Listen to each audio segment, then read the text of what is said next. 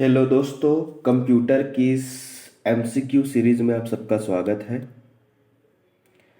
आज हम इस सीरीज को आगे बढ़ाते हुए एक नए सिरे से फिर से ये चर्चाएं प्रारंभ करना चाह रहे हैं। तो क्वेश्चन नंबर 1 पर सीधा डिटेल चर्चा करते थे। काफ़ी दिनों तक मैंने एमसीक्यू अपलोड नहीं किया था।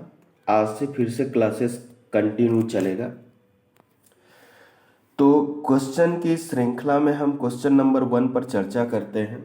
इसमें लिखा है the process of copying a file to a CD या फिर डीवीडी इज ऑफन कॉल्ड। कहने का मतलब क्या है, किसी सीडी या फिर डीवीडी में, ये क्वेश्चन नंबर 1 क्या बोल रहा है, किसी सीडी या फिर डीवीडी। आप सबको पता है कि सीडी का फुल फॉर्म कम्पैक्ट डिस्क होता है और डीवीडी का फुल फॉर्म होता है डिजिटल वर्सटाइल डिस्क। दोनों एक प्रकार की ऑप्टिकल स्टोरेज डिवाइस है। ऑप्टिकली डेटा को स्टोर करने का काम करता है, एक सेकेंडरी स्टोरेज है। क्योंकि इस सीडी की बात करें चाहे डीवीडी की बात करें, इन दोनों स्टोरेज डिवाइसेस को हम कंप्यूटर में एक्सटर्नली इस्तेमाल करते हैं। तो इसका ऑप्शन ए पर देते हैं स्टोरिंग। तो सीडी या फिर डीवीडी में कोई भी डेटा को, कोई भी फाइल को कॉपी करने की प्रोसेस को स्टोरिंग नहीं बोलते हैं, तो ये तो ऑप्शन नहीं आएगा। दूसरा ऑप्शन बी है बर्निंग, ये करेक्ट आंसर होगा। जब भी किसी सीडी या फिर डीवीडी में या फिर किसी मेमोरी डिवाइस में जब भी कोई डेटा, कोई कॉपी, कोई फाइल हम उसमें अपलोड करते हैं, कहने का मतलब उसमें कॉपी करते हैं, तो उस प्रोसेस को हम बर्निंग का प्रोसेस कहते हैं। ठीक है। अगर हम किसी मेमोरी में भी अगर कोई सॉफ्टवेयर को अगर इंसर्ट करा रहे हैं, राइटिंग का प्रोसेस कर रहे हैं, तो किसी मेमोरी में, किसी सीडी में, किसी डीवीडी में सॉफ्टवेयर को कोई भी डेटा फॉर्मेट हो सकता है, उसको इंसर्ट कराने का, कॉपी करने की जो प्रोसेस है उसको क्या बोलते हैं हम, बर्निंग। तो इस पर्टिकुलर क्वेश्चन 1 है, उसका करेक्ट आंसर क्या होगा, आंसर बी होगा। कोई भी सीडी या फिर डीवीडी में कोई भी डेटा को, किसी भी फाइल को, किसी भी इंफॉर्मेशन को, चाहे ऑडियो हो, चाहे वीडियो हो, चाहे टेक्स्ट हो, चाहे इमेज हो, चाहे पिक्चर हो, कोई भी फॉर्मेट हो, उसको स्टोर करने की प्रोसेस को हम क्या बोलते हैं, बर्निंग। तो इसका करेक्ट आंसर होगा वो ऑप्शन बी होगा, burning. Now the next question is question number 2 की बात करते हैं। राइट डेटा, कहने का मतलब कोई भी डेटा, चाहे वो म्यूजिक के फॉर्मेट में हो, चाहे फोटोज हो, चाहे कोई भी डॉक्यूमेंट्स हो, इट्सेट्रा, ऑन सीडी और डीवीडी। क्वेश्चन वही है, वही बोल रहा है कि कोई भी डेटा को सीडी या फिर डीवीडी में राइट करना मतलब उसमें अपलोड करना, उसमें लोड करना, उसमें स्टोर करना, उस प्रोसेस को हम किस नाम से जानते हैं करके बोल रहे हैं। तो पहला ऑप्शन दिया है फायरिंग, तो ऐसा कोई टर्मिनोलॉजी नहीं है हमारे कंप्यूटर में फायरिंग जैसा। ऑप्शन बी पे देखते हैं, तो ऑप्शन बी आ रहा है आपका बर्निंग। तो इसका करेक्ट आंसर होगा बर्निंग। जैसा कि पिछला क्वेश्चन है उसी का जस्ट मॉडिफिकेशन है, आंसर वही आएगा।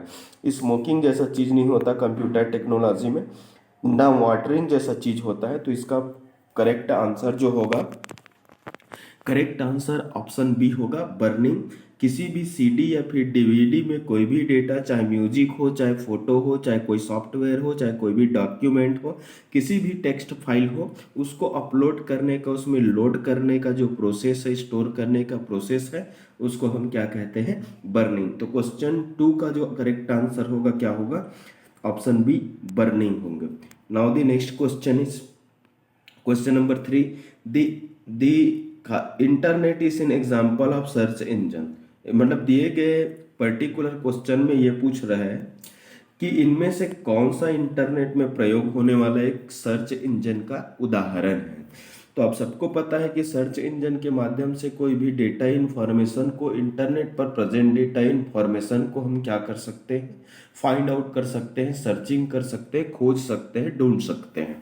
तो यहाँ पर ऑप्शन दिया है विंडोज़। तो आप सबको बता दो कि विंडोज़ किसी भी प्रकार का सर्च इंजन नहीं होता, एक प्रकार की ऑपरेटिंग सिस्टम है, तो ये तो करेक्ट आंसर नहीं होगा। अगला हम देखते हैं लाइनक्स को देखते हैं। तो लाइनक्स भी एक प्रकार का ऑपरेटिंग सिस्टम है, जो कि सिस्टम सॉफ्टवेयर का एक उदाहरण है।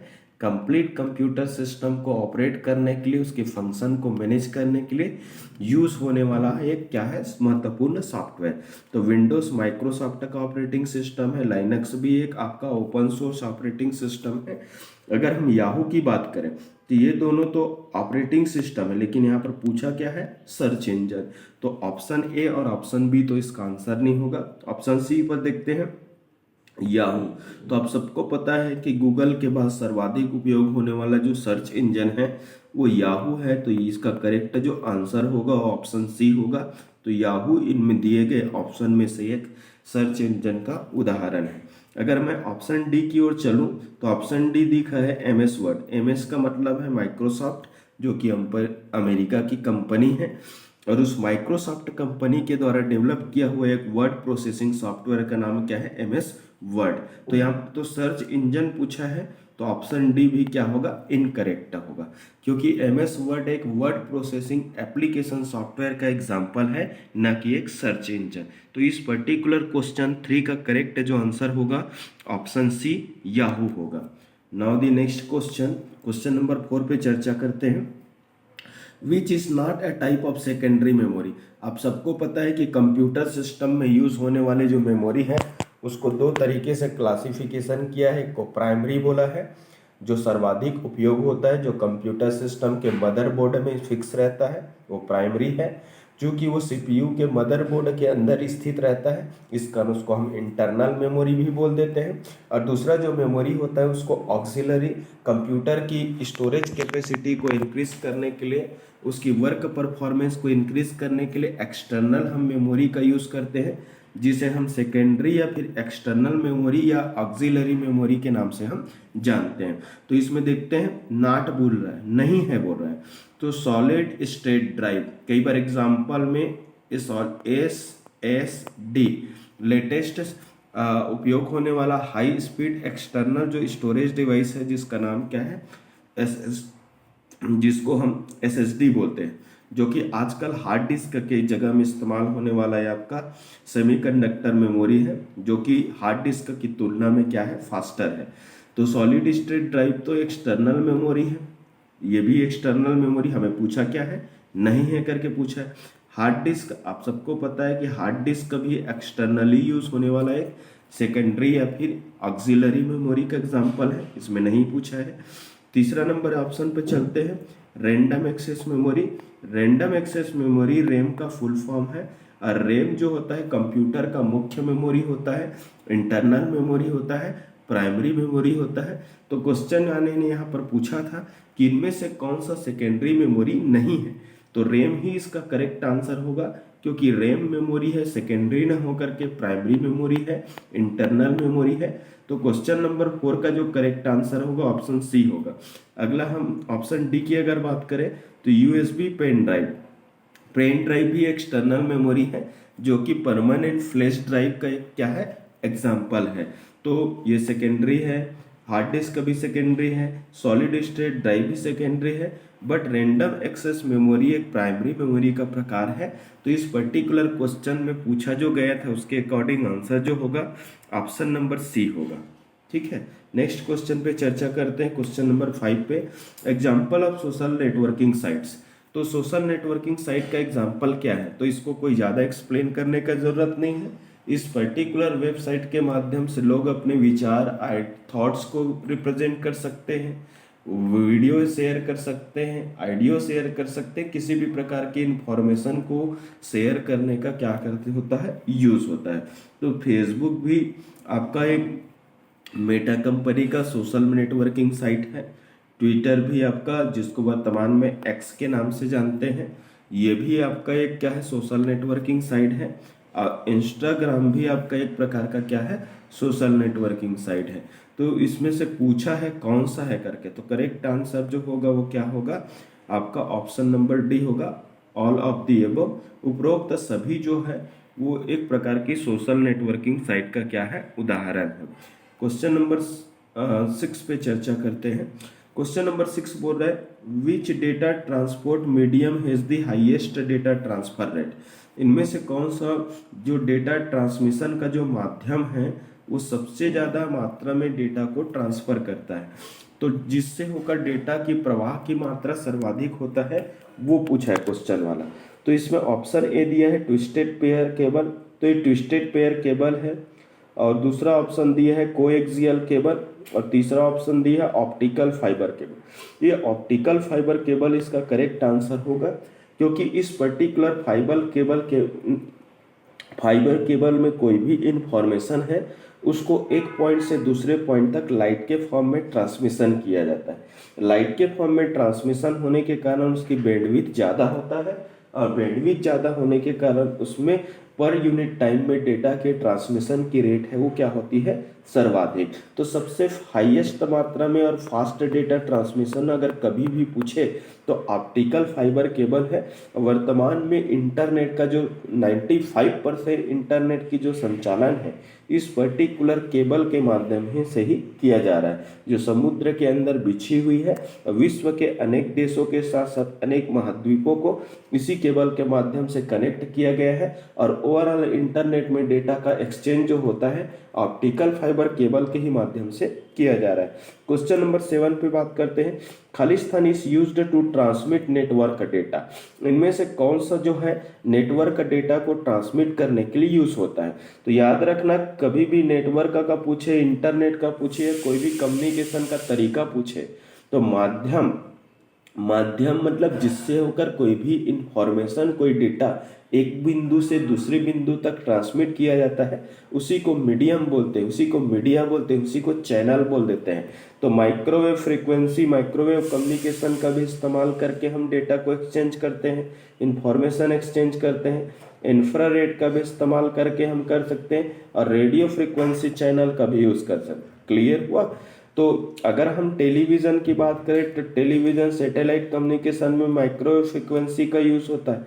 इंफ्रारेड वगैरह की अगर हम बात करें तो टीवी का रिमोट वगैरह उसमें इंफ्रारेड फ्रीक्वेंसी बैंड इस्तेमाल होता है। तो टीवी के रिमोट से हम टीवी को जो भी कमांड देते हैं वो फाइनली इंफ्रारेड के माध्यम से जाता है, और रेडियो चैनल आपका रेडियो फ्रीक्वेंसी बैंड्स है। क्लियर हुआ?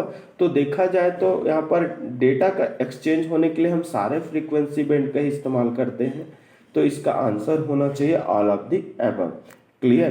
क्वेश्चन नंबर 8 नेक्स्ट क्वेश्चन पर इसमें लिखा है which things are used together to add duplicate slides in presentation of PowerPoint. तो पावर पॉइंट में डुप्लीकेट आपका डुप्लीकेट स्लाइड है उसको एंटर करने के, तो जैसा कि आप सबको पता है कि Ctrl+Z है वो अंडू वाला ऑप्शन होता है, Ctrl+X है वो कट करने का है, Ctrl+ आपका M है न्यू स्लाइड इंसर्ट करने के लिए होता है। ठीक है, तो ये न्यू स्लाइड इंसर्ट करने के लिए होता है। Ctrl+X का मतलब जानते हो आपको, कोई भी कट करके वहाँ से परमानेंटली उसको हटाने के लिए यूज होता है। Ctrl+Z जो होता है आपका क्या होता है, अंडू होता है। क्लियर हुआ? Ctrl+M है वो न्यू स्लाइड इंसर्ट करने के लिए यूज होता है। क्लियर हुआ? तो इसका करेक्ट आंसर पूछ रहा है यहाँ पर डुप्लीकेट। ठीक है, जब भी न्यू स्लाइड बोलेगा तो Ctrl+M, तो बचा इसमें क्या है, Ctrl+N है। क्लियर हुआ कि नहीं? तो सभी का मैंने यहाँ पर बता दिया। Question number 8 question number 9, what is the complete form या फुल फॉर्म ऑफ ई मित्र। तो ई मित्र का फुल फॉर्म क्या होता है? तो हमारे कंप्यूटर टेक्नोलॉजी में, इलेक्ट्रॉनिक्स में जब भी ई का आएगा, ई का मतलब इलेक्ट्रॉनिक होता है। इलेक्ट्रॉनिक मित्र एक प्रकार की सुविधा है जिसका फुल फॉर्म क्या है, इलेक्ट्रॉनिक मित्र। इलेक्ट्रॉनिक मित्र एक प्रकार की सुविधा है जिसमें सरकार अपनी योजनाओं के बारे में, योजनाओं की जानकारी या योजनाओं या सुविधाओं को इलेक्ट्रॉनिक मीडिया के माध्यम से वो क्या कर रहा है, उपलब्ध करा रहा है। चाहे वो आपका मूल निवास हो, जाति प्रमाण पत्र हो, या फिर शासन के अन्य कोई महत्वाकांक्षी या फिर लोक कल्याणकारी जो योजनाएं हैं उसको सरकार है वो इलेक्ट्रॉनिक साधनों के माध्यम से, इंटरनेट के माध्यम से, कंप्यूटर संचार टेक्निक के माध्यम से वो क्या करे, जब भी सुविधाओं को प्रोवाइड करे तो वो क्या कहलाता है, ई मित्र कहलाता है। तो इसका करेक्ट आंसर क्या होगा, इलेक्ट्रॉनिक मित्र। ई मित्र का फुल फॉर्म है electronic Mitra. Now the next question is what is meant by Microsoft office picture manager. जब भी किसी भी सॉफ्टवेयर के नाम में माइक्रोसॉफ्ट लिखा रहेगा मतलब वो माइक्रोसॉफ्ट कंपनी के द्वारा डेवलप किया हुआ वो सॉफ्टवेयर होगा। तो तो ये प्रोडक्ट है माइक्रोसॉफ्ट कंपनी के द्वारा है, इस कारण इसको MS ऑफिस पिक्चर मैनेजर, नाम से क्लियर है पिक्चर मैनेजर मतलब पर्टिकुलर किसी भी आपका पिक्चर है उसको मैनेजमेंट करने के लिए यूज होने वाला आपका क्या है, फोटो मैनेजमेंट सॉफ्टवेयर है। तो इसका करेक्ट आंसर होगा ऑप्शन नंबर ए। इसके माध्यम से किसी भी पिक्चर का, किसी भी फोटो को आप क्या कर सकते हो, एडिटिंग कर सकते हो, रिसाइज कर सकते हो, उसकी कलर चेंज कर सकते हो, उसके पिक्सेल्स चेंज कर सकते हो। तो ओवरऑल पिक्चर या फिर फोटो को मैनेज करने वाला एक बेसिक फोटो मैनेजमेंट सॉफ्टवेयर है जो कि माइक्रोसॉफ्ट ऑफिस के द्वारा डेवलप किया गया था। तो मैं सोचता हूँ आप सबको क्लियर हो गया होगा। इसी प्रकार अगर हमारा वीडियो लेक्चर अगर अच्छा लगे तो बिल्कुल अधिक से अधिक लोगों तक इसको शेयर करें, चैनल को सब्सक्राइब करें ताकि आपको लेटेस्ट अपडेट है वो मिलता रहे और अपना तैयारी है उसको कंटिन्यू करें। तो देखे होंगे दोस्तों मैं हर एक क्वेश्चन का मैं डिटेल एक्सप्लेनेशन कर रहा हूँ, तो मेरी टेक्निक यही रहेगा और इसी के साथ हम पूरे कंप्यूटर की क्वेश्चन सीरीज को हम क्या करेंगे, चर्चा करेंगे। तो इसी के साथ आज की ये चर्चा समापन करते हैं। बहुत बहुत धन्यवाद। Thank you.